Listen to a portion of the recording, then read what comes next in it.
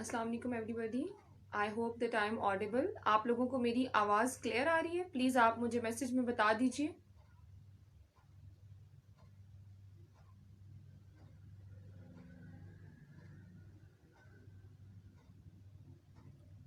आप लोगों को मेरी आवाज़ आ रही है?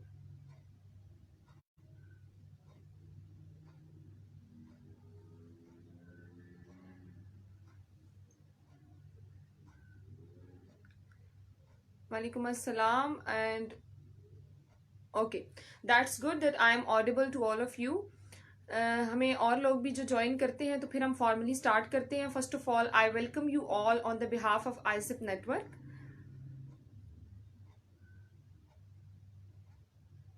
Okay.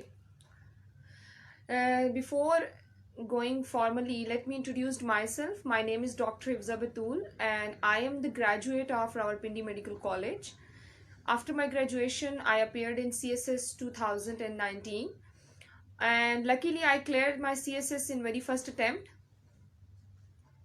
और अभी आजकल जो है I am doing my common training program and I am from information group. So that is my brief introduction. आप लोगों के साथ आज जो बात करनी है, एक मिनट, लेट मी चेक कि आपको कोई इशू अगर आ रहा है तो। जी, कोई आप लोगों को वॉइस इशू आ रहा है? अभी क्लियर है? Now I am speaking closer to the mic. ठीक है, आई होप कि अभी ये आपका इशू जो है वो क्लियर हो गया होगा। आज का हमारा जो एजेंडा है, बेसिकली हमने सबसे पहले सीएसएस के ऊपर बात करनी है। As you all are the new birds, कुछ लोग होंगे कि जो ऑलरेडी अपीयर हो चुके होंगे या कुछ लोग वो होंगे कि जिन्होंने पहले से तैयारी स्टार्ट की होगी। यहाँ पे हम लोगों ने सीएसएस की बेसिक्स के ऊपर बात करनी है। उसके अलावा जो आपको एकेडमी ऑफर कर रही है एक प्रोग्राम के, किस तरीके से आप लोगों ने तैयारी करनी है वो भी आप लोगों को बताया जाएगा। और आप लोगों की जो क्यूरीज हैं वो तमाम की तमाम मैं लास्ट पे एड्रेस करूंगी। लास्ट के ऊपर मैं देखूंगी कि आपके कौन से क्वेश्चंस हैं, आपके कौन से कंसर्न्स हैं, क्योंकि एक एस्पायरेंट के जो क्वेश्चंस होते हैं ना, साल बदल जाता है लेकिन वही होते हैं। ठीक है, अच्छा, अब सबसे पहले व्हाट इज सीएसएस? आप लोग सीएसएस देने क्यों जा रहे हैं? CSS is basically competitive exam के जो फेडरल पब्लिक सर्विस कमीशन की तरफ से होता है और हर साल होता है। और BS-17 यानी कि 17वें स्केल की एक नौकरी होती है और इसको हम अपनी आम लेमैन जबान में जो कहते हैं वो ये कहते हैं कि भाई ये एक मुकाबले का इम्तिहान है। अब यहाँ पे अगर हम ये देखें कि मुकाबले का इम्तिहान है तो क्या इसके अंदर कोई स्पेसिफिक डिग्री चाहिए? आपने किसी को देखा कि उसने कहा हो कि मैंने सीएसएस के अंदर ग्रेजुएशन की है इसलिए मैं अब यहाँ पे सीएसएस के अंदर अपीयर हो रहा? ऐसा नहीं होता। आप लोग यहाँ पे approximately 241 people are listening to me. आप तमाम के बैकग्राउंड डिफरेंट होंगे। सो यहाँ से पहला कंसेंसस जो हमारा बिल्ड होता है वो ये होता है कि it is an equal and a fair playground. ये जितना एक के लिए मुश्किल है उतना ही दूसरे के लिए भी मुश्किल है। ठीक है, दोज हु जॉइंड लेट उनके लिए मैं अपना introduction at the end of the session दोबारा दे दूंगी। ठीक है, सो होल्ड ऑन। तो यहाँ पे अब हमारे पास जो चीज ये है कि सबसे पहले तो हमने अपने माइंड को ये बताना है कि जनाब हम जो पेपर देने जा रहे हैं वो पेपर हम तमाम लोगों के लिए यकसा मुश्किल है, यकसा आसान है। अब सीएसएस के अंदर अगर मैं आपको बताऊं तो आप लोगों के 12 सब्जेक्ट्स होते हैं, 6 कंपल्सरीज होते हैं जिनको आप लाजमी मजमून कहते होते हैं और 6 आपके ऑप्शनल्स होते हैं। हमारा पासिंग क्राइटेरिया ये बनता है कि आप कलेक्टिवली 600 एंड प्लस मार्क्स लें। अलॉन्ग विद इट आप तमाम के तमाम सब्जेक्ट्स के अंदर आप पास किया हो आपने उस सब्जेक्ट को। अब इसके 3 फेजेस होते हैं सीएसएस के। The first and the foremost phase is कि आप ये देखें कि भाई आपका रिटन एग्जाम जो लिया जाता है आप वो पास कर पाते हैं। जब आप रिटन एग्जाम क्लियर कर लेते हैं तो then you move toward the next step और वो ये होता है कि आपका जिसमें साइकोलॉजिकल होता है, यहाँ पे आप एक साइकोलॉजिस्ट के साथ आपका सेशन होता है और फिर आपका इंटरव्यू होता है। फिर एक पूरा इंटरव्यूइंग पैनल बैठता है कि जो आपसे क्वेश्चन करता है और अल्टीमेटली आपको वो सिलेक्ट करता है या फिर आपकी एलोकेशन होती है। ये अब ये 3 फेज जर्नी है, इसको अपने माइंड में रखिएगा। हम चीजों को जो है वो किस तरीके से कनेक्ट करेंगे वो मैं आपको बताती हूँ। अब कंपल्सरीज की अगर हम बात करें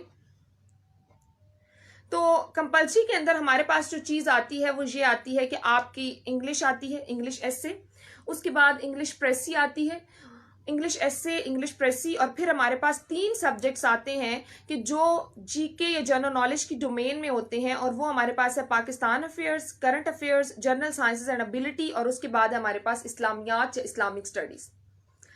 अब अगर हम इंग्लिश की बात करें तो इंग्लिश एक बहुत बड़ा हर्डल समझी जाती है, और इंग्लिश के लिए बहुत ही ज़्यादा स्टूडेंट्स के कंसर्न होते हैं, क्योंकि सबसे ज़्यादा फेलियर रेशो इंग्लिश में होता है। बहुत सारे ऐसे लोग कि जो एमफिल इंग्लिश होते हैं, बहुत सारे ऐसे लोग कि जिनका गोल्ड मेडल होता है इंग्लिश के अंदर, still they are unable to pass this exam. तो उसके पीछे रीज़न क्या है? अगर हम इसको थोड़ा सा जो है वो ब्रेक डाउन करके देखें तो मसला ये है कि इंग्लिश को हम स्ट्रैटेजी वाइज सही नहीं प्रिपेयर करते। आपको मैं अपना experience at the end of the session share करूंगी। यहाँ पे अगर मैं आपको बताऊं तो इंग्लिश हमारे पास सबसे पहले तो एक लैंग्वेज है। अपने आप को ये कहें कि ये जुबान है। आप किसी दूसरे सूबे के, एक मिसाल के तौर पे अगर पश्तो आपको आप कहते हैं कि वो जबान है, उस जबान के अंदर आप एक स्पेसिफिक वे में बात करते हैं। उस जबान का एक खास असलूब होता है, उसका सब्जेक्ट होता है, उसका वर्ब होता है, उसको आपने अंडरस्टैंड करना है। सिमिलरली जब आप इंग्लिश में आए हैं तो आपको उसको बतौर जबान समझना है, और उस जबान की का की के को आपने समझना है। That is the foundation English, कि आपको पता चल जाए कि व्हाट एक्चुअली आपने अपने आप को किस तरह एग्जामिनर को बताना है कि यू वांट टू से दिस, आप ये कहना चाहते हैं। आपकी जबान के अंदर जब ये चीज ठीक हो जाएगी तो ये होती है फाउंडेशन इंग्लिश। अब अकेडमी का जहां पे क्या कंसर्न है कि जो आपका पहला सबसे पहले आपको फाउंडेशन इंग्लिश के ऊपर क्लासेस दी जाएंगी। First month is basically for basics. आपको अगर ये नहीं पता कि बात करनी कैसे है तो आप इंग्लिश में उसको बात बता कैसे सकेंगे जो आपसे पूछ रहे हैं। हम कहते हैं सब्जेक्ट भी डायरेक्ट हिट करो, हम कहते हैं जो टॉपिक बताया हुआ उसके ऊपर बड़ा क्लियर कट ऐसे लिखो। भाई ऐसे तो हम बड़ा बाद में लिखेंगे, पहले हमें पता तो चले कि ऐसे लिखना कैसे। हम लफ्ज समझते हैं, लफ्ज सीखते हैं, लफ्ज से जुमला बनाना सीखते हैं, जुमले से पैराग्राफ बनाना सीखते हैं, और पैराग्राफ के बाद फिर हम अल्टीमेटली एक फुल फ्लेज एसे लिखते हैं। अब यहाँ पे एक जो और चीज है, अब एक हमारी लैंग्वेज ठीक हो गई जी, ठीक है, जबान हमें समझ आ गई क्या है क्या नहीं। फिर ऐसे में दूसरी चीज होती है कि आपका उसके ऊपर नॉलेज क्या है। फॉर एग्जाम्पल आप लोग यहाँ पे 364 people are listening to me, मैं कहती हूँ एजुकेशन। अब आप में से बहुत से लोग एजुकेशन से मुराद स्कूल लेंगे, बहुत सारे लोग किताब लेंगे, एंड व्हाट सो ऑन। अब एजुकेशन को आप कैसे डी कोड करते हैं, वो होता है हमारा टॉपिक के ऊपर हिट करना, हमारा कंसेप्ट होना। तो ये दो चीजें। उसके बाद तीसरी चीज होती है स्ट्रक्चर। फॉर एग्जाम्पल आपके पास चीजें सारी पड़ी हुई हैं, अब आपने उनको फिट सही तरीके से करना है। ये अब हमारी इंग्लिश की 3 रिक्वायरमेंट्स होती हैं, और इनके लिए हमारा तरीकाकार सिर्फ एक होता है, एंड दैट इज प्रैक्टिस। अब अगर हम दूसरी चीज की तरफ, दूसरी इंग्लिश की तरफ जाते हैं तो वो हमारे पास होती है प्रेसी एंड कंप्रीहेंशन। अब P for precis is the P for practice. अब मेरे सामने मिसाल के तौर पे एक नाम आ रहा है किसी का, असद फॉर एग्जाम्पल, तो अब मैं इनको कहती हूँ कि आप इस पूरी किताब का मुझे खुलासा बता दें आज, तो इनको बड़ी मुश्किल होगी वो खुलासा बताने में। लेकिन अगर मैं डेली बेसिस पे इनको कहूँ कि हाँ आज खुलासा बताएं, कल बताएं, परसों बताएं, तो 30 दिन के बाद शायद मुझे वो पूरा खुलासा 2 लाइंस में बता दे। तो प्रेसी का भी तो यही है ना, आपने प्रिसाइज करना है। एक लंबी चौड़ी बात है, आपने उसको छोटा करके बताना है, और आपने उसका मीनिंग भी नहीं चेंज करना। So the thing is that कि अब हमारे पास ये चीज हमें समझ आ गई कि भाई हमने प्रैक्टिस से प्रेसी को ठीक करना है। आपकी प्रेसी के पेपर में 2 पार्ट्स होते हैं। एक हमारा होता है ऑब्जेक्टिव पार्ट, जिसके अंदर हमें चीजों को थोड़ा प्रिपेयर करना पड़ता है। लाइक आप कहते हैं कि हमारे पास वोकैबुलरी है, हमारे पास पेयर ऑफ वर्ड्स हैं, इडियम्स हैं। इनके लिए बेहतरीन चीज जो मैं स्टूडेंट को सजेस्ट करती हूँ कि आप लोगों की सब तमाम लोगों के पास फोन है, उन फोन्स के अंदर एप्स डाउनलोड कीजिए।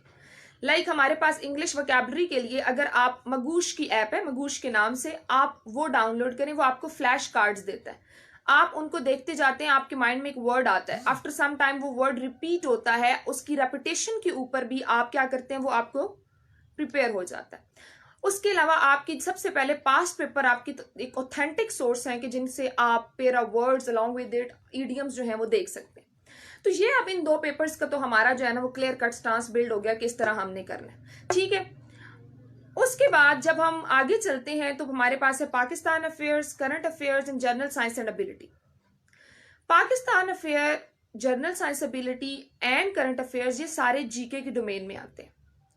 पाकिस्तान अफेयर की अब हमारे पास 3 हमने डोमेन सेट की हुई है। एक डोमेन हमारे पास ये है कि प्री पार्टीशन पाकिस्तान जब नहीं बना, जो एफर्ट्स हुई, जो कोशिशें हुई, वो कौन सी थी। अब उसके अंदर से इतना ज्यादा ये क्वेश्चन नहीं पूछता हमसे एग्जामिनर, मैक्सिमम 1 से 2 सवाल पूछे जाते हैं, ठीक है। उसके बाद आगे जब हम चलते हैं तो पाकिस्तान अफेयर की दूसरी डोमेन ये है कि अब पाकिस्तान बन गया, अब पाकिस्तान को कौन से मसाइल है, कॉन्स्टिट्यूशनल क्राइसिस कौन से हुए, हमें आइन बनाने में देर क्यों लगी, and the things like that. फिर जब थर्ड डोमेन आती है वो हमारी करंट अफेयर के साथ लिंक्ड होती है। करंट अफेयर के साथ लिंक से मेरी मुराद ये है कि वहां पे आपके पाकिस्तान के सोशल इश्यूज कौन से हैं, कौन से प्रॉब्लम्स चल रहे हैं, कौन कौन सी ऐसी चीजें हैं कि जिनको हमने देखना है। फिर आपका जो करंट अफेयर है वहां से उसको लीड मिलती है कि पाकिस्तान के नेबर कंट्रीज के साथ क्या रिलेशन है। उसके बाद वर्ल्ड पावर्स के कौन से हैं जिसके अंदर आप यूएसए एंड यूके को मेन फोकस करते हैं। आप जब चीजों को सेट कर देते हैं, आप जब आपको पता चल जाता है कि लाइंस जो हैं हमने इन बिटवीन द लाइंस जो है वो अपना काम करना है, तो आपके लिए चीजें बड़ी आसान हो जाती हैं। सीएसएस के अंदर कोई आपसे ये नहीं पूछता कि आपने किताबें कितनी पढ़ ली हैं। The thing is that the real picture which you give to your examiner is your paper. आपने लिखा क्या है, जो चीज वो आपके एग्जामिनर तक पहुंचेगी। आप अगर 50 किताबें पढ़ के 5 लाइनें नहीं लिख सकते तो इट्स ऑफ नो यूज, ठीक है। वो आपका फेस है कि जो आपके एग्जामिनर के पास जाना है। इसलिए चीजों को बड़ा स्ट्रेटेजिकली प्रिपेयर करें। सीएसएस जो है ना वो ये गेम नहीं है कि वजन कितना उठा लिया, किताबें कितनी पढ़ ली। It's all about strategy, that how you link the things. So this is really very important कि आप लिखना जानते हो। उसके बाद हमारे पास जो अगली चीज आती है वो ये आती है कि जीके अब इसी तरह के जैसे आपने एफएससी में या मैट्रिक के अंदर साइंस और मैथ्स पढ़ा होगा, और इसके अंदर हमारे पास बहुत ही अच्छा मार्जिन होता है स्कोर लेने का। आप देखें, आप जितना अच्छा जो है वो मैथ्स का क्वेश्चन पूरा ठीक प्रिपेयर करते थे और उसको करते थे स्कूल के अंदर, तो आपको क्या होता था, उसमें फुल मार्क्स मिलते थे, ठीक है। सिमिलरली यहां पे भी आपकी एबिलिटी के क्वेश्चन जितने ठीक होंगे, आपका साइंस जितनी बेहतर होगी, आप उसमें इतना अच्छा कर सकते हैं।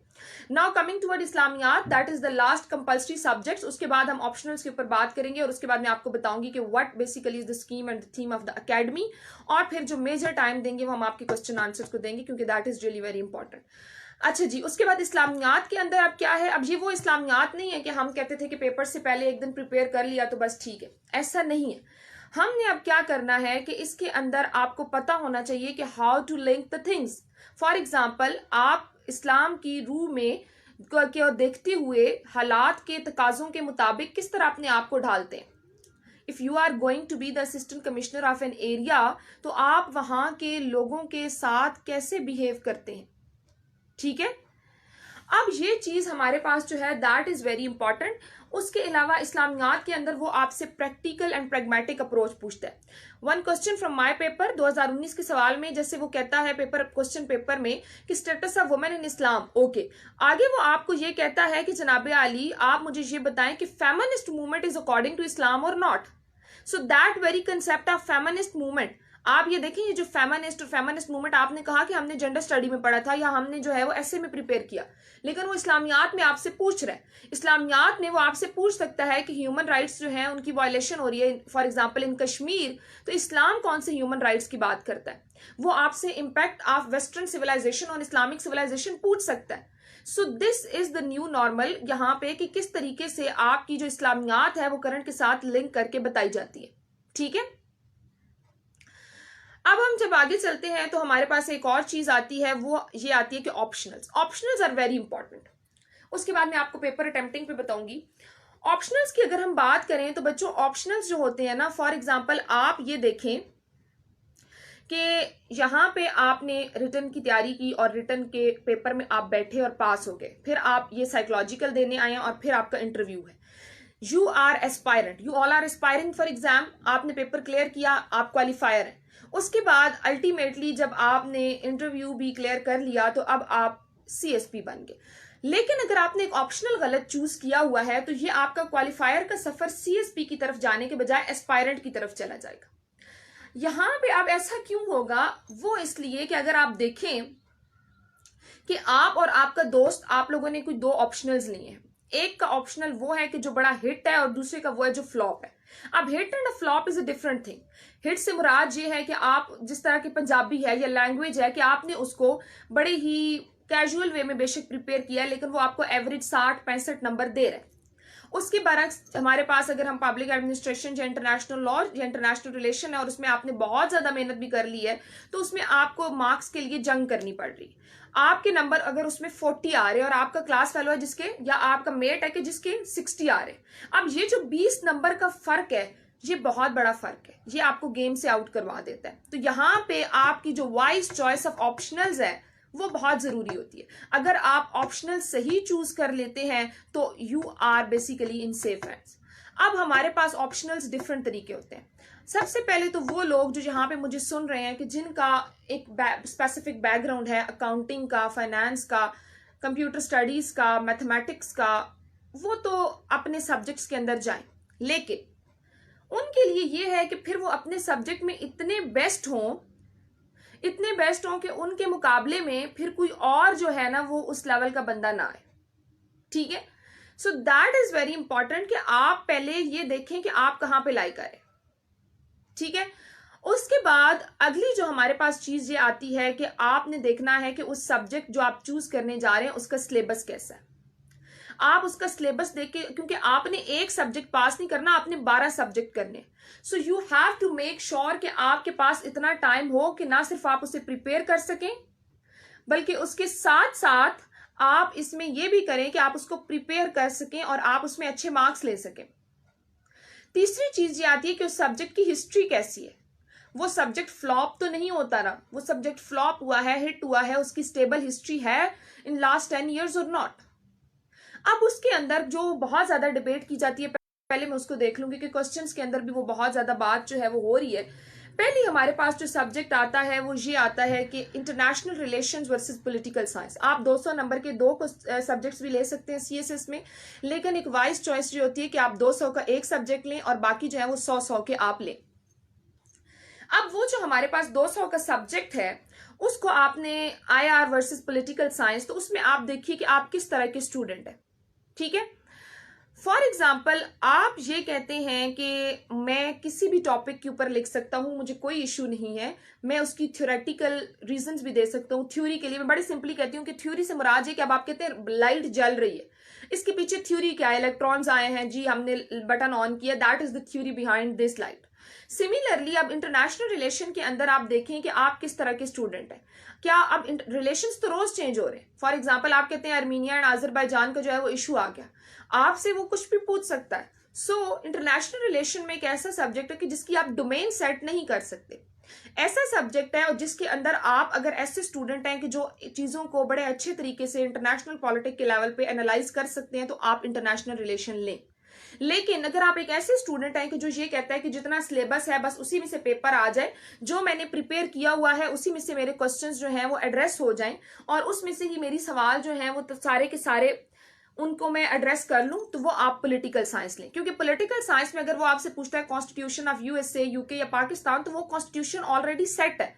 अगर वो आपसे पूछता है political philosophy of the Hobbes, Locke, Rousseau और एनी अदर, तो वो हमारे पास पॉलिटिकल फिलॉसफी ऑलरेडी सेव्ड है, उसमें कोई नई एडिशन डेलिटेशन नहीं हो रही। ठीक है, यहां पे ये दैट इज एन इंपॉर्टेंट कि आपने इस चीज का ख्याल करना है कि आप किस तरीके से जो है वो चीजों को प्रिपेयर कर रहे हैं। आप पहले अपने आप को समझिए। जब आपको पता चल जाता है ना कि मैं किस कैलिबर का स्टूडेंट हूं, तो अल्टीमेटली आपके लिए चीजें बड़ी आसान हो जाती हैं। तो 200 नंबर के लिए मेरा यही जवाब होता है। इन 200 नंबर में आप जिन लोगों की केमिस्ट्री है, कंप्यूटर साइंस है, फिजिक्स है, मैथमेटिक्स है, अकाउंटिंग है, वो आपके ऊपर है। वो सब्जेक्ट स्कोर देते हैं उनको कि जो उनके अंदर बेस्ट ऑफ द बेस्ट होते हैं। अगर आप बेशक एमएस कंप्यूटर साइंस हैं लेकिन आपको उसके बारे में बेसिक्स का ही नहीं पता, तो that is really very tough.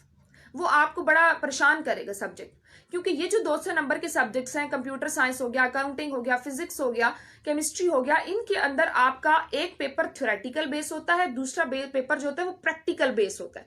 तो आप ऐसे नहीं है कि थ्योरी में वेल वर्स्ड हो और प्रैक्टिकल के अंदर आप अच्छे ना हो तो आप कुछ कर लेंगे। आपको उन दोनों के अंदर वेल वर्स्ड होना चाहिए। उसके बाद हम अगले सब्जेक्ट की तरफ जाते हैं। हमारे पास जो सेक्शन ऑफ लॉज है, जिसमें इंटरनेशनल लॉ है, कॉन्स्टिट्यूशनल लॉ है, उसके बाद सिंपल लॉ है, क्रिमिनल हो गया, या फिर आपके पास क्रिमिनोलॉजी है। उनके अंदर मैं स्टूडेंट्स को ये सजेस्ट करती हूं कि आप अकाउंटिंग नहीं लेते, आप कहते हैं वो मैडम हमारा बैकग्राउंड सब्जेक्ट नहीं है, तो फिर आप लॉ क्यों ले लेते हैं? क्या लॉ आपका बैकग्राउंड सब्जेक्ट है? लॉ बेसिकली हमारे पास इसलिए हम ले लेते हैं कि हमें लगता है कि हम इसे कर लेंगे, हालांकि वो तो भी तो एक स्पेसिफिक फील्ड है, लॉयर्स हैं, they do LLB and then they become a lawyer. ठीक है, तो यहाँ पे हमारे पास जो चीज आती है वो ये आती है कि ठीक है जी, आप लॉ ऐसे सोचे समझे बगैर नहीं ले सकते। उसके अंदर आप लोगों के लिए एक बहुत अच्छा सब्जेक्ट है क्रिमिनोलॉजी का। That subject is blessing for you all कि उसमें सेक्शन वाइज आपका सिलेबस डिवाइड हुआ होता है, 4 सेक्शन है, 100 नंबर का है, कम वक्त में प्रिपेयर हो जाता है और वो बहुत अच्छा स्कोर भी देता है। लेकिन again it all about your interest. हो सकता है कि आपका इंटरनेशनल लॉ में इंटरेस्ट ज्यादा हो और आप उसमें अच्छे तरीके से मार्क्स ले सकते हो। सिमिलरली अब हमारे पास इसके अंदर आगे जब हम चलते हैं, दूसरा सेक्शन आता है हिस्ट्रीज का। हिस्ट्री के लिए आप देखें कि क्या आप हिस्ट्री आप पसंद करते हैं या आपको हिस्ट्री से अवर्जन है, आप चीजों को रिटेन करना जानते हैं, यानी कि आपको याद रहती हैं तारीखें और तारीख के मामलात या नहीं। तो वहां से फिर आपको पता चलेगा कि आप किस तरह के स्टूडेंट हैं, कि are you comfortable with it और नॉट। हिस्ट्री के अंदर जो हिस्ट्री सबसे ज्यादा ली जाती है वो है हमारे पास हिस्ट्री ऑफ USA। लेकिन वहां पे one of my sir, he is from government college university, और वो कहते हैं कि एक दफा जब US हिस्ट्री के पेपर्स आए तो इतने ज्यादा पेपर्स थे कि लाइक पूरा कमरा भर गया जहां पे पेपर चेक हो रहे होते हैं। तो वो जो सर हैं वो कहने लगे, जो चेकर्स थे वो कहने लगे कि अब हम हिस्ट्री को हिस्ट्री के पैरामीटर के ऊपर चेक करेंगे।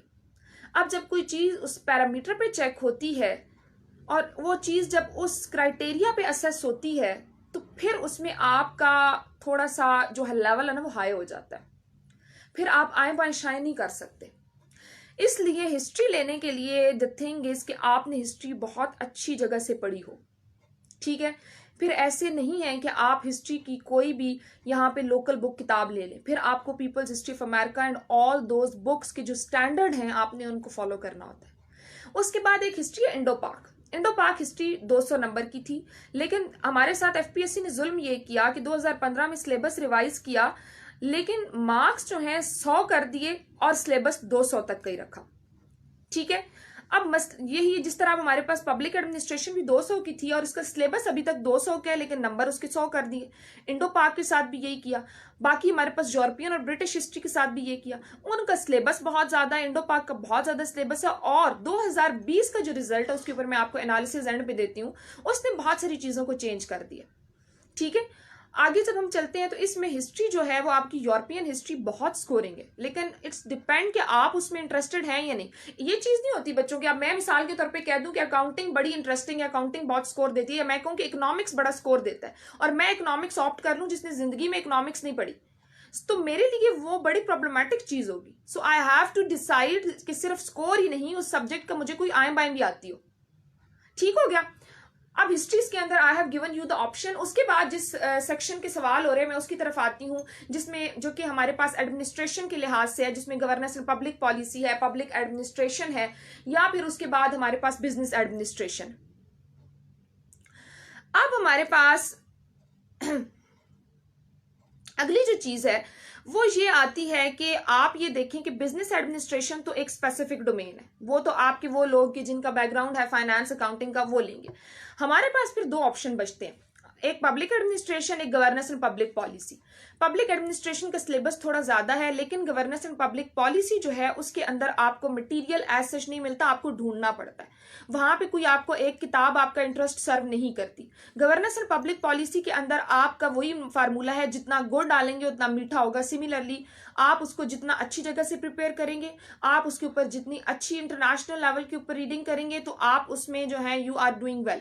Otherwise that is really very problematic for you कि आप किस तरीके से एक ऐसा सब्जेक्ट ले रहे हैं कि जिसके बारे में आपको पता ही नहीं। ठीक है, उसके अलावा जो हमारे पास ये सब्जेक्ट्स हैं दोनों, इनमें writing practice is very important. ठीक है, राइटिंग प्रैक्टिस हमारे पास बहुत ही ज्यादा अहमियत की हामिल होती है।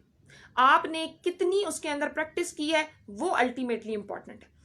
उसके बाद बच्चों हमारे पास और भी बहुत सारे सब्जेक्ट्स हैं। We have a town planning, लेकिन हम उन सब्जेक्ट्स को क्यों नहीं लेते, क्योंकि वो एक स्पेसिफिक सब्जेक्ट्स हैं, उनके अंदर हमारे पास जो है वो एज सच किताब हमें नहीं मिलती अच्छी। उसके बाद बहुत एक बड़ी डिबेट हमें मिलती है gender studies versus environmental science. अब environmental science is a science, मतलब आई मस्ट से कि ग्लोबल वार्मिंग, आपको पता है ग्लोबल वार्मिंग की 1 2 4 चीजें हैं, आपको उसकी रीजंस बता देंगे और अल्टीमेटली आप ग्लोबल वार्मिंग पे बात कर लेंगे। जेंडर स्टडीज में वो आपको कहता है वायलेंस अगेंस्ट वुमेन। अब यहाँ पे वायलेंस अगेंस्ट वुमेन की 1001 रीजन है। यहाँ पे वायलेंस अगेंस्ट वुमेन की रोज एक नई थ्योरी आ रही है। ग्लोबल वार्मिंग के वही 4 इंडिकेटर्स हैं जो हमने 5 साल पहले 10 साल पहले निकाल लिए। अब यहाँ पे आप ये देखें कि एक सब्जेक्ट वो है कि जिसके अंदर आपको क्वालिटी एडिशन देना है, आपको अच्छा लिखना है, आपको अच्छी सोर्सेज को कंसल्ट करना है। इन्वायरमेंटल साइंसेस के अंदर is a science like subject, specially जो साइंस के स्टूडेंट कि जो कहते हैं कि हाँ भाई ये 10 नंबर का हम सवाल कर लें। तो ये हमारे पास जो चीज है, इन दोनों सब्जेक्ट्स की ये अप्रोच है। हिट और फ्लॉप इनमें नहीं होता। जेंडर में जो लोग अच्छा लिखते हैं वो अच्छा स्कोर लेते हैं। उसके बाद इन्वायरमेंटल साइंसेस के जो मार्क्स हैं as compare to gender studies वो 5 से 7 ज्यादा होते हैं। तो ये दोनों सब्जेक्ट्स जो हैं इनके लिए आपकी चॉइस है, जो भी आप ले लें। इनके अंदर एज सच हमारा कोई कॉस्ट बेनिफिट एनालिसिस नहीं है, सिवाय इसके कि जो मैंने आपको बताया कि जेंडर के अंदर फिर आपको बड़ी क्वालिटी एडिशन करनी पड़ती है। उसके बाद जी गोल्डन सब्जेक्ट्स की हमारे पास जो लिस्ट आती है लैंग्वेजेस। आपकी कोई भी रीजनल लैंग्वेज है, आप बोलना जानते हैं तो आप आंखें बंद करके वो ले लीजिए। पंजाबी है, पश्तो है, सिंधी है, बलोची है, अरबी, व्हाटएवर, आप वो लाजमी लीजिए। अगर आप कहते हैं कि नहीं बिल्कुल हम जो है उसको नहीं कर सकते, हमारे पास लैंग्वेजेस का कंसर्न नहीं है, तो फिर आप ये कीजिए कि सोशियोलॉजी और साइकोलॉजी और एंथ्रोपोलॉजी को देखिए। लेकिन उनमें भी जो साइकोलॉजी सोशियोलॉजी हैं ये 200 नंबर के थे, और जब सिलेबस रिवाइज होता है तो उसके बाद मार्क्स 100 हो जाते हैं, सिलेबस वही रहता है। आप अगर साइकोलॉजी लेते हैं तो वो थोड़ी सी स्पेसिफिक हो जाती है। सोशियोलॉजी जो होती है उसके अंदर आपकी जो चीजें होती हैं वो जरा आप कर लेते हैं with respect to the society, ठीक है। उसके बाद हमारे पास जो चीज है एंथ्रोपोलॉजी सब्जेक्ट्स भी बहुत सारे लोगों ने लिया। और अभी लेकिन अब now coming toward the basic analysis of the CSS 2020 result. 2020 का जो रिजल्ट आया उसने बहुत सारी चीजें चेंज कर दी। हमारे तमाम सेट स्टैंडर्ड्स, इवन के लोग सोशियोलॉजी साइकोलॉजी के अंदर फेल हुए। हमने ये देखा कि इंडो पाक ने, कॉन्स्टिट्यूशनल लॉ ने लोगों को फेल करवाया। तो यहाँ से फिर एक हम तमाम लोगों का एक ये राय बिल्ड होती है कि अब FPSC जो है वो इन हिट और फ्लॉप से एक कदम आगे बढ़ गई है, और वो कदम ये है कि आप किस तरीके से किसी सब्जेक्ट को प्रिपेयर करते हैं। अब वो आपका वो गुड़ चेक कर रही है पेपर में कि जिससे आपका कहते हैं कि भाई गुड़ डालो तो इतना मीठा होगा। So that is the point, that is the criteria कि अब वही अच्छे नंबर लेगा जो अच्छा लिखेगा। अच्छा जी, उसके बाद दूसरी अगली चीज, now the really very important is कि क्वेश्चन कैसे अटेम्प्ट करना चाहिए। हम लोग कहते हैं कि एस्से की आउटलाइन बनाओ, क्योंकि उससे आपके एग्जामिनर को पता चलता है कि आप क्या लिख रहे हैं, और अल्टीमेटली आप खुद भी फोकस्ड रहते हैं। आप किसी भी दुकान पे किताब खरीदने जाते हैं तो उस किताब का पहला सफा पलटते हैं और आप देखते हैं कि कंटेंट्स क्या लिखे हुए हैं, table of contents, that is outline in your paper. अब यहां पे अगर मैं आपको बताऊं कि आउटलाइन आपके हर एक सवाल में उतनी ही अहमियत की हामिल है कि जितनी आपकी इंग्लिश एस्से के अंदर। आउटलाइन जब आप बनाते हैं तो आप बेसिकली उन मेन पॉइंट्स को हाईलाइट कर देते हैं कि जो आगे आप लोगों ने 10-12 पेजेस पे लिखने। ये पॉइंट्स ना सिर्फ आपको ऑन ट्रैक रखते हैं कि आप क्या लिख रहे हैं, बल्कि इसके साथ साथ आपको एग्जामिनर को भी फैसिलिटेट करते हैं कि इस बंदे ने क्या लिखा है। अब इसका हरगिज मतलब नहीं है कि वो लोग जो मोनोटोन होके एक पेन के साथ 1 to end पेपर कर देते हैं वो लोग पास नहीं होते, लेकिन द थिंग इज दैट कि पास तो हो जाते हैं। यहाँ पे हम अपनी तरफ से कोई स्टोन अनटर्न नहीं छोड़ना चाहते, हम अपनी तरफ से चीज़ों को इस तरह बेहतर करना चाहते हैं कि अल्टीमेटली हमारी तरफ से कोई इशू ना हो। हम अपने एग्जामिनर को best of the best write up देना चाहते हैं, ठीक है। अच्छा जी, एक सवाल जो 20 नंबर का होता है उसकी ideal length 8 to 10 pages, 1 page से मुराद 1 leaf of page and 2 sides. अगर आप 20 नंबर का सवाल करके 20 शीटें लिख रहे हैं तो you are basically giving a vibe to the examiner कि भाई 1 नंबर की एक शीट आपने लिख दी, सही है। उसके बाद आगे जब हम चलते हैं तो हमारे पास ये चीज है कि किताब हमें कौन सी पढ़नी चाहिए। तो उसके ऊपर मैं ये कहती हूँ कि FPSC ने एक लिस्ट दी है बुक्स की। हम ये कहते हैं कि भाई ये किताब, आप जाहिर बात है मैं आपको कहूं कि वो लिस्ट पढ़े तो आप कहेंगे कि मैडम अब 12-13 किताबें तो हम नहीं पढ़ सकते ना, and that is a rational thing. लेकिन अगर मैं आपको एक और चीज बताऊं तो वो ये है कि आपका वो 12-13 किताबें, 12-13 टॉपिक्स हैं। FPSC इतनी लेजी है कि वो आपको बता देती है ये किताब पढ़ो, लेकिन ये नहीं कहती कि इस किताब में से आपने कौन सा टॉपिक पढ़ना। ये हमारा काम होता है कि हम उस किताब में से टॉपिक निकालें और अपनी किताब बनाएं। अगर मैं आपको फॉर एग्जांपल इस्लामियात की बताऊं तो इस्लामियात में अगर introduction to Islam by doctor Hamidullah, Islam at the cross road है, या इस तरह की जो इस्लामिक सिविलाइजेशन है बाय मौदूदी, आप इन किताबों को सॉफ्ट फॉर्म में कहीं से भी किसी भी वेबसाइट से डाउनलोड कीजिए और अपने लैपटॉप में रखिए। उसके बाद आप अपने लैपटॉप पे एक वर्ड डॉक्यूमेंट खोलिए ब्लैंक, एक किताब में से जो आपके काम का पॉइंट है, for example introduction to Islam by doctor Hamidullah talk about the basic religious pillars, आप वहां से उसको कॉपी कीजिए और अपने वर्ड के ऊपर पेस्ट कीजिए। आप इस्लामिक सिविलाइजेशन मौदूदी साहब की किताब से कॉपी कीजिए और इधर आप उसको पेस्ट कीजिए। इस्लाम एट द क्रॉस रोड में से आप वो तमाम प्रॉब्लम्स जो मुस्लिम उम्मा फेस कर रही है उनको कॉपी कीजिए और वर्ड के ऊपर पेस्ट कीजिए। Ultimately you come up with your own book of 300 pages कि जो आपकी रिकमेंडेड किताब बन जाएगी। ठीक है, so this is the key point कि आप किस तरीके से तमाम रिकमेंडेड किताबों को within no time prepare कर सकते हैं, क्योंकि हमें ये लगता है कि वो 12-13 किताबें पढ़नी है, लेकिन अल्टीमेटली हमें उन 12-13 किताबों में से 12-13 टॉपिक्स पढ़ने होते हैं। और उस डर की वजह से हम लोग क्या करते हैं, उस डर की वजह से हम लोग एक कोई मार्केट से ऐसी किताब खरीद लेते हैं कि जिसके ऊपर हमारी ज्यादा एनर्जी वेस्ट हो जाती है। उसके बाद do use your online source. आप देखें रिसर्च आर्टिकल जब कोई लिखता है ना तो वो उसका पूरा निचोड़ होता है उसकी रिसर्च का। गूगल स्कॉलर पर जाइए, अपने टॉपिक्स को वहां से लीजिए, वहां से उनको प्रिपेयर कीजिए। आप एक वहां पे अगर पाकिस्तान यूएस रिलेशन अगर सर्च करते हैं तो उधर उसकी 10 डायनामिक्स आपको मिल जाएंगी। उन 10 डायनामिक्स में से अगर आप 10 पॉइंट्स भी निकाल लें, उन 10 डायनामिक्स में से अगर आप 10 पॉइंट्स भी निकाल लें तो ultimately you are on right track. Paper attempting के हवाले से मैंने आपसे जो बात की है कि आपने आउटलाइन बनानी है, use your marker and the pen in a wise way, along with it आपकी presentation matters up to some extent. आप कोटेशंस दीजिए, स्टैटिस्टिक्स जहां पे जरूरत है दीजिए। कुछ ऐसे पेपर्स हैं कि जिनके अंदर आपको पेक्टोरल रिप्रेजेंटेशन देनी है। पाकिस्तान एंड करंट अफेयर का कोई भी question without map and diagram ना कीजिए। आप इस्लामियात के अंदर आयात को लाजमी कोट कीजिए, अलॉन्ग विद इट आपके जहां पे स्टैटिस्टिक्स बनते हैं वहां पे दीजिए, बट ऐसे नहीं कि आप अपने पेपर को एक रिपोर्ट बना दें। ये एक बड़ा माइल्ड सा डिफरेंस है इनके दरमियान। तो ये जो ग्रे एरिया है इसको आपने ब्लर नहीं करना। ठीक हो गया जी। यहाँ पे आप हमारी ये बात होगी किताब के हवाले से भी। एक क्वेश्चन बहुत ज्यादा स्टूडेंट करता है इस्लामियात के ऊपर कि भाई हमें इंग्लिश में लेनी चाहिए या उर्दू में लेनी चाहिए। तो उसके ऊपर मैं आपको ये कह दूं कि इंग्लिश के अंदर is far better as compare to Urdu. अब उसके ऊपर लोग कहते हैं कि भाई हम तो हमेशा से उर्दू में पढ़ते आए हैं। तो मेरा सवाल होता है कि फिर आप पाकिस्तान अफेयर मुताला पाकिस्तान के नाम से भी उर्दू में पढ़ते आए होंगे, लेकिन उसमें आपके पास चॉइस नहीं है, तो अल्टीमेटली आप नहीं जाते उधर।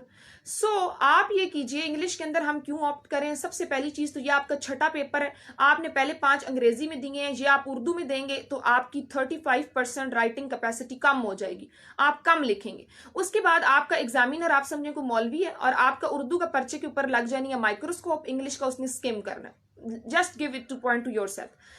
थर्ड थिंग इज जो कि वेरी इंपॉर्टेंट कि आपका जो पेपर है वो करंट डायनामिक्स के मुताबिक आता है। जैसे फेमिनिस्ट मूवमेंट के ऊपर मैंने आपको बताया, ये औरत मार्च के साथ लिंक करके दे देता है। तो यहाँ पे आपको पता होना चाहिए कि वो आप किस तरीके से, किस लैंग्वेज में आप उसको अच्छे तरीके से लिंक कर सकते हैं। And you link better in an Urdu English rather than Urdu. ठीक है। उसके बाद इंग्लिश के अंदर is the passing ratio more as compare to the Urdu. ठीक हो गया। ये अब हमारे पास चीज है। अब now let me tell you the agenda of the academy. 4 month session के अंदर the first month is for your basics, foundation English, what is basically subject verb agreement. आप तमाम की तमाम पार्ट्स ऑफ स्पीच सीखेंगे, क्योंकि आप इन पार्ट्स ऑफ स्पीच को कनेक्ट करके ही अपने वर्ड्स और अपने सेंटेंसेस बनाते हैं। ठीक है। उसके बाद अगला जो हमारे पास पॉइंट आता है वो ये आता है कि अगला जो हमारे पास पॉइंट आता है जो कि उसके अंदर बेसिक्स, लाइक हम कहते हैं कि आपका थ्योरीज है। आप कहते हैं, अब आपको मैं कहूँ रियलिज्म, आपको मैं कहूँ नेशनलिज्म, और इस किस्म के जो इज्म्स हैं, मैं आपको कहूँ फेमिनिज्म, जो बेसिक्स हैं कि जो आपकी तमाम सब्जेक्ट्स के अंदर यूज होने हैं, हम उसके ऊपर बात करेंगे। तो बेसिकली आपका जो फर्स्ट मंथ है that is about the introduction to the jargons of the competitive exam, along with this the building of the foundation, which is really very important for your CSS essay and the press C और and the English जो कि आपको required है।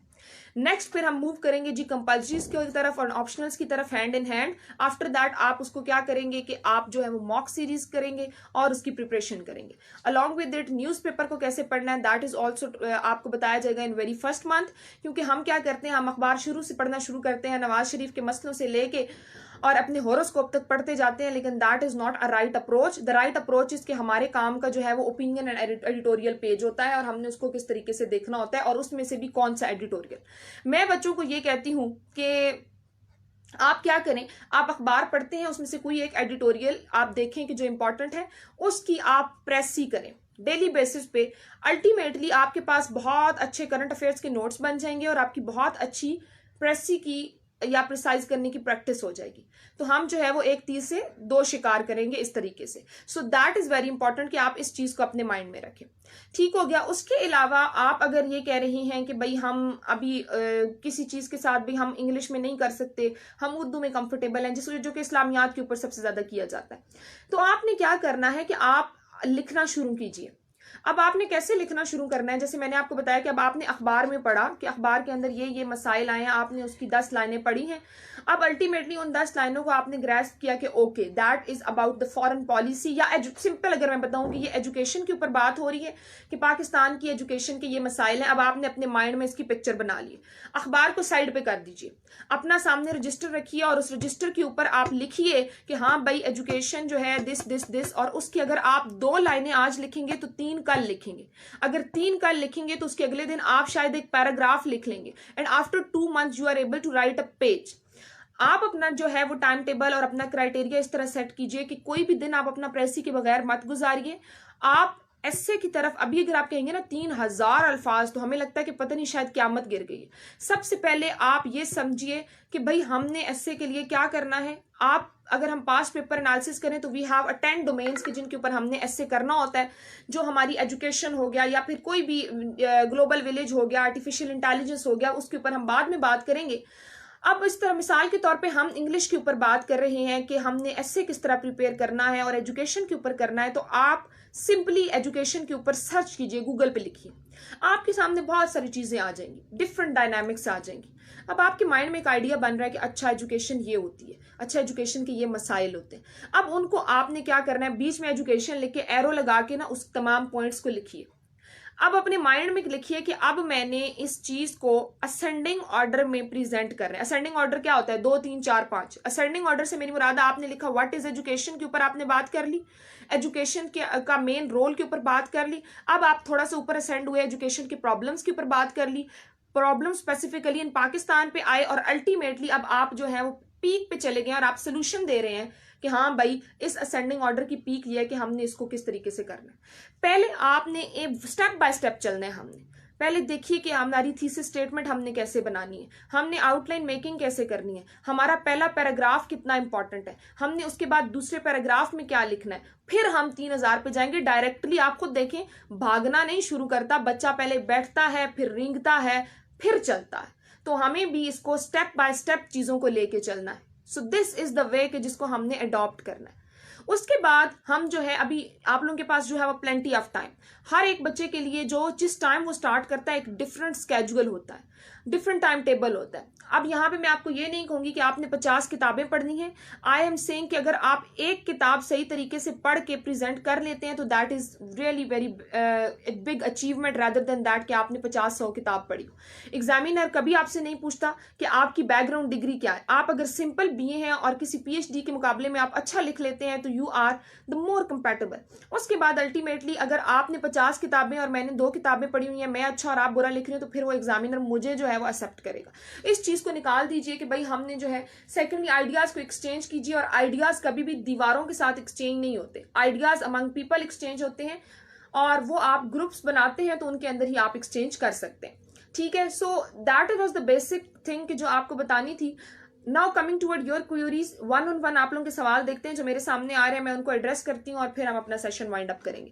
हाँ जी, now over to your questions. Please आप अपने questions जो हैं वो इधर लिख दीजिए ताकि मैं उनको देख के आपको आंसर कर सकूं। कहीं से आपको अगर कोई चीज़ प्रॉब्लमेटिक लग रही है तो वो भी आप बता दीजिए। Those who are asking about PMS, उन लोगों के लिए मैं लास्ट इन 5 मिनट आपको बता दूं कि PMS is a provisional management service, और आप प्रोविंस लेवल पे इसको जो करते हैं उसके अंदर आपके कंपल्सरी सेम होते हैं। हाँ, आपके जनरल नॉलेज की जगह वहां पे जीके हो जाता है, जो कि 1 पेपर 100 नंबर के एमसीक्यूज होते हैं। वहां पे आप 200 नंबर का एक ऑप्शनल लेते हैं। आपका पॉलिटिकल साइंस जहां पे भी होता है वहां पे भी होता है। अलॉन्ग विद इट अगर हम ये देखें, आपका पब्लिक एडमिनिस्ट्रेशन यहाँ भी है वहां भी है, सोशियोलॉजी यहाँ है वहां है, पंजाबी भी यहाँ पे भी है और वहां पे भी है। वो लोग, आप तमाम लोग जो सीएसएस के लिए परस्यू कर रहे हैं, आप पीएमएस में लाजमी अपीयर हो, क्योंकि that is a golden opportunity. बहुत सारे ऐसे लोग होते हैं कि जो सीएसएस पीएमएस दोनों कर लेते हैं और फिर किसी एक को चूज करते हैं। ठीक है, तो अब नाउ लेट मी नो कि आप लोगों की कौन सी क्यूरीज हैं और कौन से इश्यूज हैं, so that can I ask you.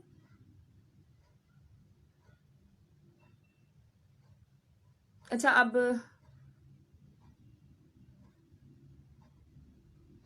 अच्छा जी, क्रिटिकल एनालिसिस।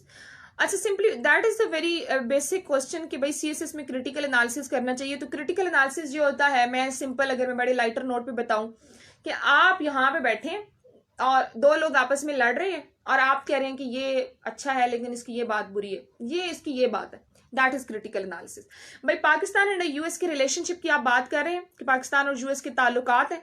अब पाकिस्तान, आप क्रिटिकली एनालाइज कर रहे हैं कि पाकिस्तान इन पॉइंट्स के ऊपर गलत है, यूएस इन पॉइंट्स पे गलत है, पाकिस्तान इन पॉइंट्स पे ठीक है, यूएस इन पॉइंट्स पे ठीक है, एक ने ये खोया दूसरे ने ये पाया। अल्टीमेटली मेरा एनालिसिस ये है कि भाई पाकिस्तान के साथ ज्यादती हो रही है, इसके साथ नहीं होनी चाहिए। क्रिटिकल एनालाइज, अब क्रिटिक करना क्या होता है? आप क्या, क्रिटिक से मुराद होता है कि आप फूलों की क्यारी में से मक्खी निकालें, आप प्रॉब्लमैटिक एरिया फाइंड करें और फिर उसके ऊपर अपना एनालिसिस दें कि ये ठीक कैसे हो सकता है। ठीक है, अच्छा जी, psychology, education and maths com, ये अब हमारे पास पीएमएस के अंदर अगर आप लेना चाहते हैं तो दैट इज गुड, आप ले सकती हैं। एमएससी मैथमेटिक्स अगर आपने किया हुआ है, मैथ्स की आप जो है वो थ्योरीज और मैथ के अंदर भी आपका जो है वो theoretical portion along with it, आपकी अगर उसके अंदर प्रैक्टिस है तो आप जरूर मैथ्स लीजिए। स्टैटिस्टिक्स भी आप ले सकते हैं। बीए जो है वो एलिजिबल है बिल्कुल, क्वालिफिकेशन आपकी C grade graduation degree is आपकी वो सिर्फ और सिर्फ यही चाह रहा है एफपीएससी, उसका कोई यहाँ पे उसने नहीं लिखा हुआ कि आपने कहाँ से पढ़ा और कहाँ से नहीं पढ़ा। That depends, that is not compulsory to join academy, but academy keep you in track. Academy आपका जो काम असेस करके आपकी गलतियां आपको बताती है, तो अकेडमी उसके लिए इंपॉर्टेंट होती है। बाकी अगर आप खुद कर सकते हैं तो you can do this. B com वाली accounting I don't think so कि आपको यहाँ पे हेल्प आउट करेगी, लेकिन अगर आपकी बहुत अच्छी है तो आपका जो यहाँ पे जो सिलेबस होता है वो तकरीबन मास्टर्स लेवल का सिलेबस होता है और उसी डायनामिक के अंदर आपको आंसर करना होता है। ठीक है, नई स्क्रीनिंग आपका नहीं है जी किसी किस्म का, किसी किस्म के आप लोगों के हवाले से जो है वो कोई तरमीम नहीं आई है, कोई भी अमेंडमेंट्स नहीं आई। ऑप्शनल सब्जेक्ट्स जो मैंने आपको हाँ जी, जी बिल्कुल, मैंने आपको बताया कि I have a medical background, तो मेरे जो ऑप्शनल थे वो बड़े जेनेरिक थे। I have political science, criminology, Punjabi, gender and public ad. ठीक है, जीरो लेवल हमेशा स्टार्ट जीरो लेवल से ही होता है। बेशक कोई जहां से भी अभी अगर आप स्टार्ट कर रहे हैं तो आपने सबसे पहले अपनी बेसिक्स के ऊपर काम कीजिए। आप अपनी जबान इंग्लिश जिसमें आपने बात सारे पेपर्स करने हैं, पहले उस जबान को इदराक कीजिए। उसके लिए मैं कहती हूँ आप रेनन मार्टन ले लें, उसकी बेसिक एक्सरसाइजेस करें, अखबार पढ़ के उसमें से कोई एक जुमला लिखने की कोशिश करें। वो एक जुमला आहिस्ता आहिस्ता आप देखिएगा कि एक किताब की मानंद हो जाएगा। ठीक है, no there is no necessary to use the flowery words, जितना सिंपल लिखेंगे उतना पास होने के चांसेस ज्यादा हैं।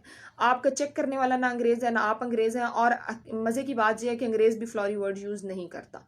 ठीक है, political science is a good, बेशक वो सीएसएस और पीएमएस में दोनों में आपका पर्पस सर्व करती है।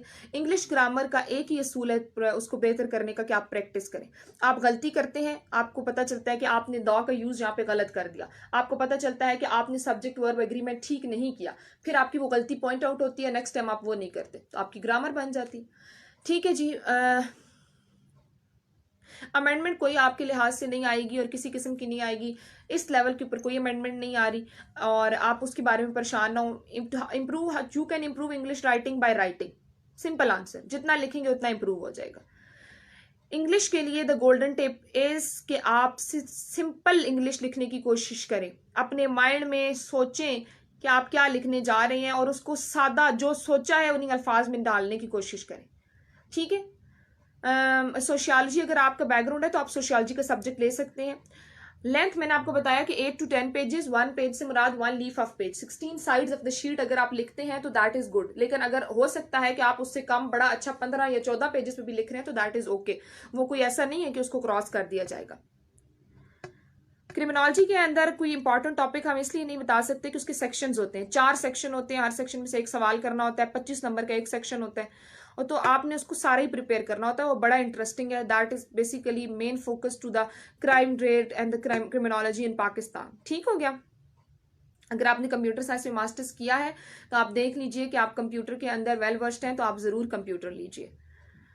मैंने क्रिमिनोलॉजी के इंपॉर्टेंट टॉपिक पर ऑलरेडी बात कर दी है जी। एलएलबी अगर आप करें तो आप सीएसए जरूर करें। एलएलबी वालों के बहुत सारे सब्जेक्ट्स यहाँ पे होते हैं और उनका तो बड़ा वाइडर जो है वो एक्सपोजर होता है। ठीक है। फिजिक्स जी, फिजिक्स अच्छा सब्जेक्ट है, लेकिन डिपेंड्स कि आप फिजिक्स के अंदर उसकी थ्योरी एंड प्रैक्टिस दोनों के अंदर वेल वर्स हो। ठीक है। थ्योरी फिजिक्स बहुत सारे इंजीनियरिंग बैकग्राउंड वाले लोग भी ले रहे हैं। स्ट्रक्चर के ऊपर डिपेंड, क्वेश्चन जो होता है 20 नंबर का, उसका स्ट्रक्चर उसका सवाल ही होता है। हाउ मच, अब इस क्वेश्चन के लिए मैं कहती हूँ आपसे वो सवाल पूछता है, उस सवाल के अंदर क्वेश्चन आपके मिसाल के तौर पर वो कहता है what is the status of women in Islam and is feminist movement according to Islam or not. What को हटा दीजिए, इज को हटा दीजिए, स्टेटस ऑफ वुमेन को हाईलाइट कीजिए, इज को हटाइए, फेमिनिज्म को हाईलाइट कीजिए, अकॉर्डिंग टू इस्लाम को हाईलाइट कीजिए। अब इन 3 पॉइंट्स के ऊपर ब्रेनस्टॉर्मिंग करके सारे पॉइंट लिखिए और उनको डिसेंडिंग असेंडिंग ऑर्डर में लिखिए, आपकी आउटलाइन बन जाएगी। ठीक है। Agriculture forestry is not a scoring subject और बड़ा स्पेसिफिक सब्जेक्ट है अगर आपका बैकग्राउंड हो तो। मैथमेटिक्स जो है जी, मैथमेटिक्स आप ले सकते हैं अगर आपको मैथमेटिक्स के अंदर वेल वर्स्ड हो, अगर आपको मैथमेटिक्स जो है वो अच्छे तरीके से आता हो। इकोनॉमिक्स भी ले सकते हैं। साइकोलॉजी का अगर बैकग्राउंड है तो जरूर लीजिए, सिलेबस बहुत ज्यादा है, अदरवाइज साइकोलॉजी ठीक है। जोलॉजी अच्छा है बिल्कुल, अगर आपका जोलॉजी का बैकग्राउंड है तो 70 तक आप नंबर उसमें इजीली ले सकते हैं। ऑप्शनल में फील्ड रिलेटेड का आपको ऐसे फेवर नहीं मिलती कि आपको बैकग्राउंड पता होता है, लेकिन वहां पे क्वेश्चन एक डिफरेंट डायनामिक पे आया होता है तो आपको लाजमी वो पढ़ना पड़ता है। ठीक है। ग्रामर के लिए I have recommended the run and Martin book. Optional subject मैंने आपको मेडिकल के लिए पीएमएस में बता दिए हैं कि आप वहां पे अगर पंजाब से हैं तो पंजाबी ले लीजिए, उसके अलावा साइकोलॉजी ले लीजिए और उसके अलावा पॉलिटिकल साइंस ले लीजिए। ठीक है जी। हिस्ट्री के अंदर आपका है और पॉलिटिकल साइंस में तो वेरी गुड, आप पॉलिटिकल साइंस लीजिए। गूगल स्कॉलर से आपने क्या करना है कि वहां से सिर्फ आपने स्कॉलरली जो आर्टिकल्स हैं उनको पढ़ना है, वो आपको हेल्प आउट करेंगे।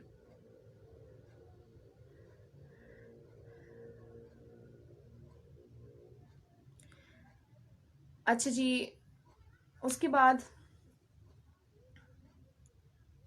बायोलॉजी वालों के लिए आई टोल्ड यू कि बायोलॉजी वालों के लिए भी जेनेरिक सब्जेक्ट्स ही होते हैं, क्योंकि हमारे पास जोलॉजी है, बॉटनी है, लेकिन बायोलॉजी का ऐसा सब्जेक्ट आपको ऑप्शनल में नहीं मिलेगा। अच्छा, I have already told you about the grammar book. अगर आपने इंग्लिश लिटरेचर कर लिया है तो ये आपका कोई क्राइटेरिया नहीं होता कि आपको ऐसे पास करवा देगा। बहुत सारे लोग जो होते हैं कि जिनको इंग्लिश में गोल्ड मेडल होता है वो भी इसमें फ्लक्ट हो जाते हैं। तो लिटरेचर को अवॉइड कीजिए, लिटरेचर का सब्जेक्ट ना लीजिए। हमारे लिए जो इंग्लिश होती है वही हमारे सर पे इतनी ज़्यादा उसका बोझ होता है कि आप कोई और सब्जेक्ट नहीं ले सकते। सो मेक श्योर कि आप जो सब्जेक्ट्स हैं वो बड़े वाइजली चूज करें।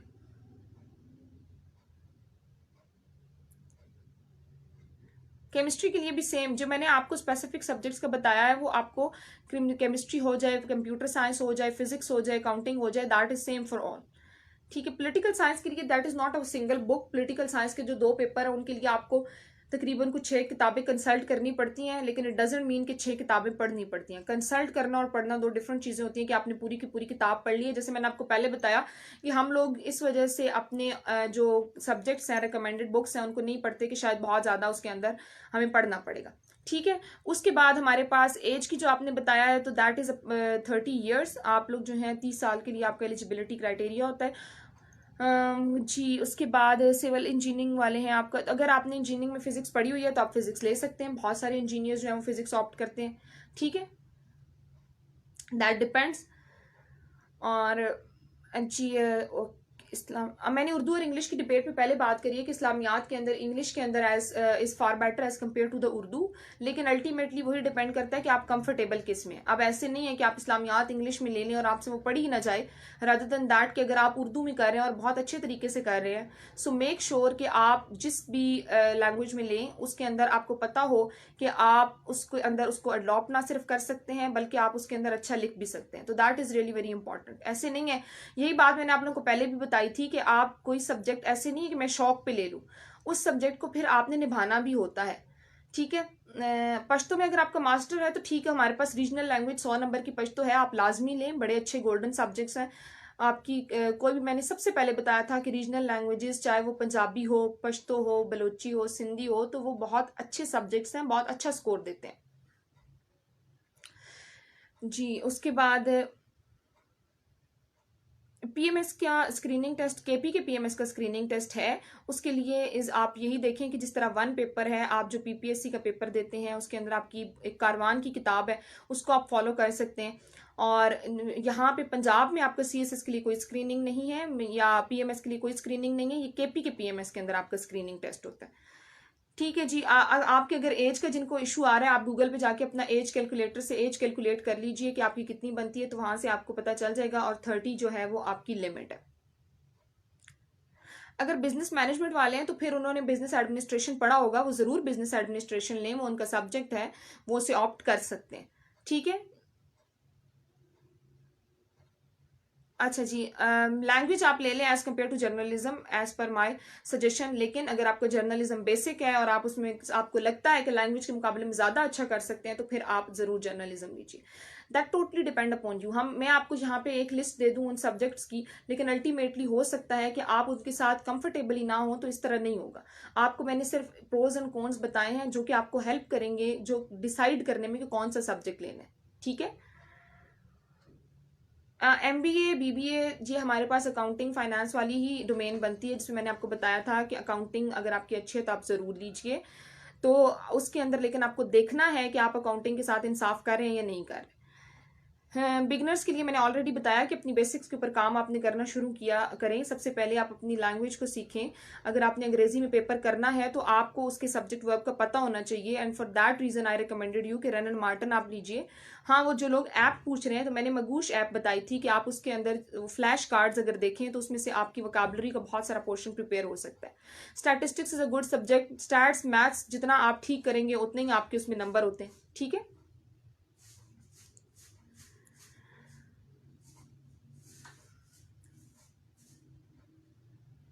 अच्छा जी। मैं आपको ऑलरेडी बता चुकी हूँ, केपीपीएमएस का मैंने एड्रेस किया है कि इसके अंदर आपका इट्स लाइक वन पेपर। आपका इसके अंदर इंग्लिश का पोर्शन है, उसके अलावा हमारे पास पाकिस्तान अफेयर का है, करंट अफेयर का है, जनरल साइंस का है और इस्लामियात का है। ठीक है, तो उन तमाम पोर्शंस को देखते हुए पास पेपर को सामने रखें और फिर आप उसको प्रिपेयर करें। ठीक है, जन ठीक है जी। अब आप फिर दोबारा जो कह रहे हैं ना, अब एक किताब नहीं हम कह सकते कि ये किताब that is the best book. आपको डिफरेंट किताबों से डिफरेंट टॉपिक्स पढ़ने पड़ते हैं। हो सकता है एक किताब ने एक टॉपिक पर बहुत अच्छा लिखा हो, लेकिन वो टॉपिक दूसरी किताब में अच्छा ना हो, इसलिए आपको लिस्ट जो किताबों की दी जाती है उसमें से आपने best of the best topic पढ़ना होता है फ्रॉम द बुक के जिसके अंदर वो लिखा होता है।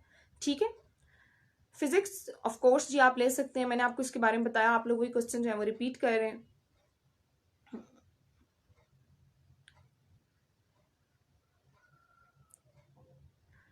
अच्छा, अब आप कह रहे हैं ना कि how many books for one subject, तो ये अब कोई फिक्स क्राइटेरिया नहीं है। जो बुक्स हमारे पास हैं, रिकमेंडेड बुक्स हैं, उनका जो मैंने आपको तरीकाकार बताया उस तरह हम देखेंगे, पढ़ेंगे।